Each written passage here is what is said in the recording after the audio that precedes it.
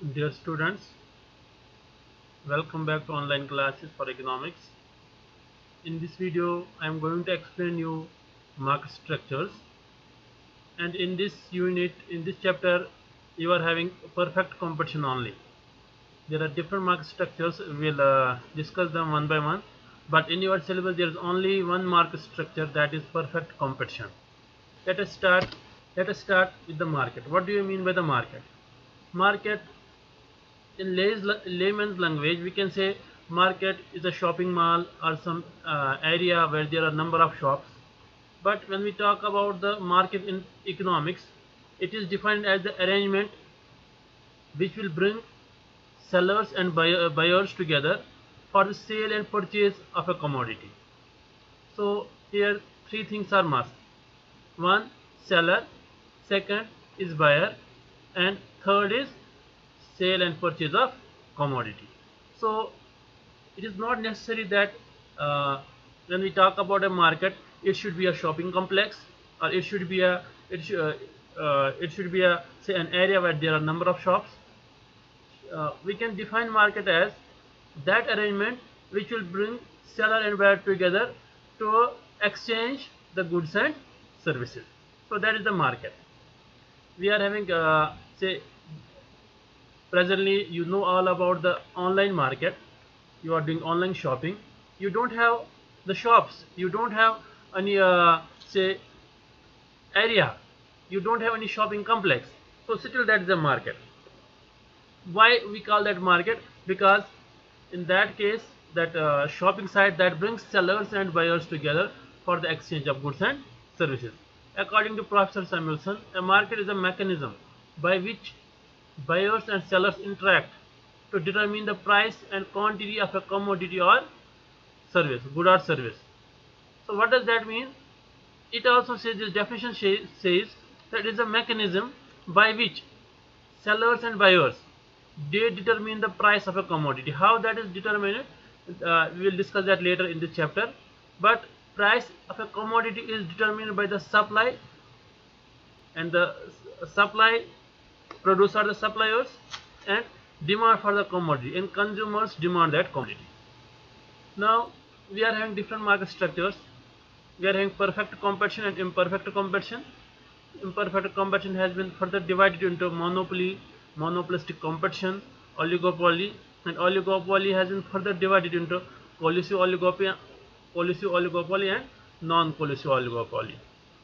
So because of reduction in syllabus by the CBSE, this imperfect competition has been deleted from your syllabus for this year because of this COVID-19. Now you are having only perfect competition in your syllabus for this year only. Now I will also define other market structures as well. Let us talk about the perfect competition. What do you mean by the perfect competition? And after that we are having a monopolistic competition, and that subdivisions of imperfect competition. We are having monopoly, monopolistic competition, oligopoly as well. So let us discuss perfect competition first. Now let us define perfect competition. And what is the meaning of perfect competition? It is a market structure in which there are large number of sellers and buyers. Remember this thing: large number of sellers and large number of buyers are there, and sellers are selling homogeneous product. What does that mean? That homogeneous product means there is no difference in quality, in say size, in taste, in any other feature of the product. All the sellers are selling same product, and that is why no seller, no individual seller or firm can influence the prevailing market price of the product. So here we can say a firm, a seller is a price taker, not a price maker. And when we talk about the perfect competition, it rarely exists in the real life, real world.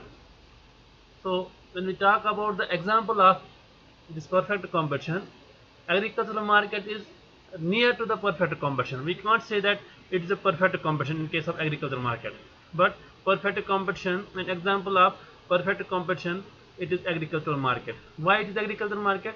Because when we talk about the agricultural goods, these are almost same quality goods, and at that time the features which we are going to discuss, those resemble to the agricultural market. Features of perfect competition and their implication. First feature is large number of sellers and large number of buyers. There are large number of sellers and large number of buyers, so no individual seller or no individual buyer affects the market. Large number of buyers and sellers here means that sellers are very large in number and buyers are also large in number, so an individual seller or buyer does not affect the market. Homogeneous product. Homogeneous product means all the sellers are selling same product. There is no difference in the product, and because of no difference in the product, price is same throughout the market. All the sellers are selling that commodity at the same price. So that is why I already told you firm is price taker. Free entry and exit. Here in this market there is free entry and there is free exit as well. What does that mean? Free entry and free exit, that leads to normal profits only. So there are only normal profits in case of perfect competition. If there are supernormal profits, new firms will enter the market, that will increase the supply of the product, and when there is increase in the supply of the product, the prices will decrease. So those supernormal profits will come down to normal profits, and entry will take place up to a point where there are only normal profits. So when we talk about the supernormal losses, if there are supernormal losses in the market, what will happen? Some of the firms will leave the market. So that will reduce the production as the number of producers will decrease. That will decrease the supply, and because of decrease in supply, there will be increase in the price, and that will lead to the normal profits. Now here, perfect knowledge about the market. So what do you mean by the perfect knowledge about the market? Perfect knowledge about the market, that buyers, they know the market conditions, they know the quality of product, they know the price also. That is the perfect knowledge about the market. They know the quality of the product which is available in the market, they know the price of the product which is available in the market. So that is why there is no possibility of price discrimination, which is in case of monopoly or monopolistic competition we can say. But in case of perfect competition, there is no price discrimination. What does that mean? That means there is no possibility of charging different price to different customers, different buyers. So because of the perfect knowledge about the market, firm is price taker. Here that means a single firm cannot change the price. So it is the market price which is adopted by all the firms, all the sellers. And perfect mobility of factors of production. What does that mean? That means factors of production are perfectly mobile. Raw materials or labor that can be shifted from one firm to another firm without any cost. And no transportation cost. That means there is no transportation cost in carrying raw material or goods also. So that is why I told you in the real life there is no such type of market which we call perfect competition. But agricultural market, it is near to the perfect competition. If we see in agricultural market also, no doubt the quality is same, product is same, and price is almost same. But at the same time there are transportation costs as well, and perfect mobility of factors of production which we call. It is not possible in case of when we talk about the different states, if labor move from one place to another place. So no transportation cost here means that there is no transportation cost on carrying raw material or finished products. So these are the features of perfect competition. As I already told you, in case of perfect competition, that that demand curve is perfectly, remember this thing, perfectly elastic. Demand curve is perfectly elastic in case of perfect competition. So these are the features of perfect competition. Now as I already told you, now we are having imperfect competition, and this is not in your syllabus. This portion has been deleted. And types of imperfect competition is monopoly, monopolistic competition, and oligopoly. Let me define monopoly first. Monopoly is that market structure in which there is only single seller and large number of buyers. And because there is only one seller, so that seller is price maker. It depends upon that seller what price he set in the market. So here all the, we can say, the seller, that seller controls the price, and the seller controls the supply of the commodity, and at the same time there is no close substitute available in the market in case of monopoly. And in case of monopolistic competition, actually monopolistic competition, it is a combination of monopoly and perfect competition. In monopolistic competition there are large number of sellers and buyers, but here the sellers are selling differentiated product, and in real life situation we find monopolistic competition only. Here the sellers are selling differentiated products, and differentiation is on the base of, it may be on the base of taste, it may be on the base of quality, it may be on the base of size, it may be on the base of, say, packing also. So sellers are selling differentiated product, that means close substitutes are available in the market, and because of those close substitutes which are available in the market, a firm is having partial control on price. There is partial control on price. For example, if we talk about the toothpaste, there are number of brands of toothpaste available in the market. So product is same, the use of the product is same, but there is difference in taste, there is difference in quality also. So because of that very difference, there is different price of these products. So here we can say in case of monopolistic competition there is free entry and exit as well, but in case of monopoly there are barriers on entry and exit. But in case of monopolistic competition there is free entry and free exit. But when a new seller enters the market, that seller cannot produce that commodity which is already available in the market. So he has to produce some differentiated commodity that should be differentiated from the other commodities which are available in the market. Now oligopoly. Oligopoly means few. Oli means few and poly means large. So oligopoly is that market structure in which there are few sellers and large number of buyers. Few sellers and large number of buyers, like we can say simple example is OPEC, OPEC, oil and petroleum exporting countries, like we can say Middle East. There are few sellers, and there are large number of buyers. Now the products which is sold in oligopoly, that may be homogeneous product. If the sellers are selling homogeneous product, then that is known as pure oligopoly. If the sellers are selling differentiated product, then that is known as, that type of oligopoly is known as differentiated oligopoly. Okay, and when there are few sellers, there is possibility of that they will cooperate to one another to have the mutual benefits. If these few sellers they cooperate with one another, then that is known as coalition oligopoly. And the simple example of coalition oligopoly, it is OPEC. And non-coalition oligopoly is that type of oligopoly in which sellers they don't cooperate to one another for their benefits. So when we talk about the few sellers, when there are only few sellers, so to have more profits, when they cooperate, they control the supply of a commodity, and that will lead to the higher prices and better profits, higher profits as well. Now let us compare these market structures. You can see references and you can see the market structures. First is number of sellers. In perfect competition it is large. In monopolistic competition number of sellers are large. In monopoly there is only one seller, and in oligopoly there are few sellers.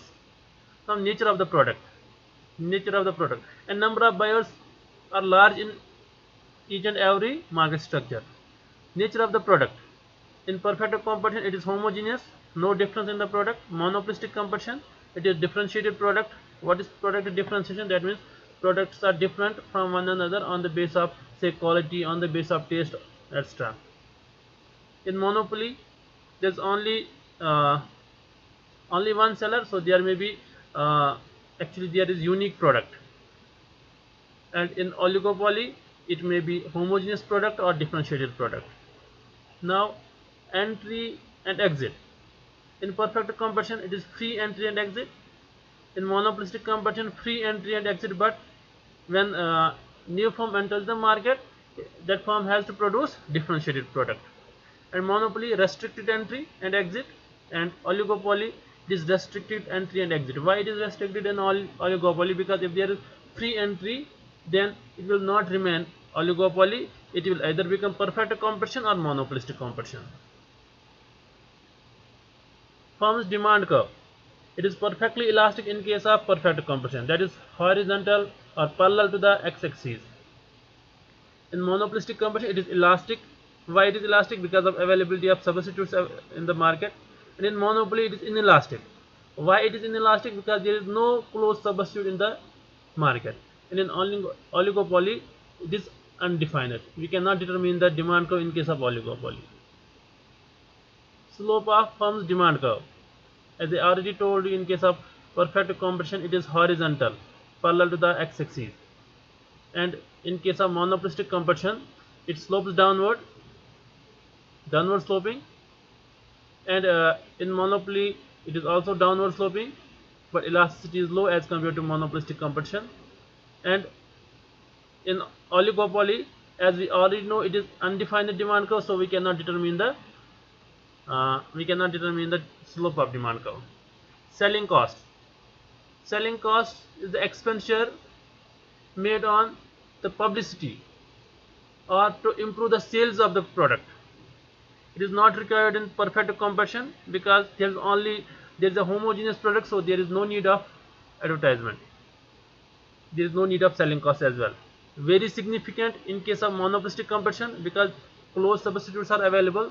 Now the sellers want to improve their sales, so there is why they have advertisement cost or selling cost as well to increase the number of customers. Not required in monopoly because there is only one seller, there is unique product, so there is no need of this selling cost. And very significant in case of oligopoly as well, because if they don't if there is non-collusive oligopoly, it is very significant in that case because there is competition between the sellers. Degree of price control. In perfect competition, there is no control. As I already told you, firm is price taker, not price maker.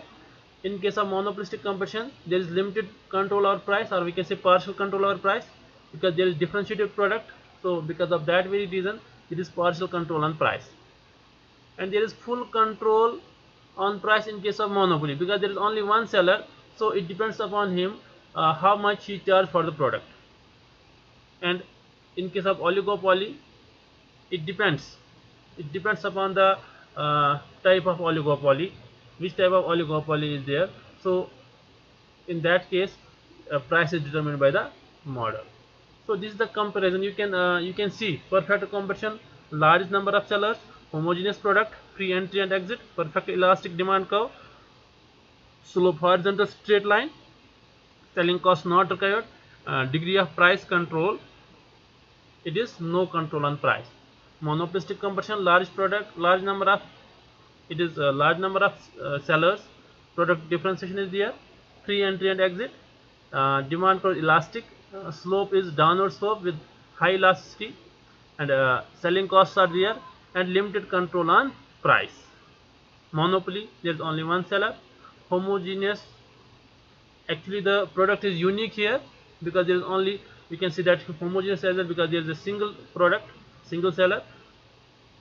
And restricted entry and exit. Inelastic demand curve. Inelastic demand curve means here there is no change in demand with the change in price, because there is only one seller, they have to purchase from that seller only. Slope downward, not required, their selling costs are not required in monopoly, and there is full control over the price in case of monopoly. And oligopoly, there are few sellers, homogeneous or differentiated product. If they are selling homogeneous product, then it is pure oligopoly.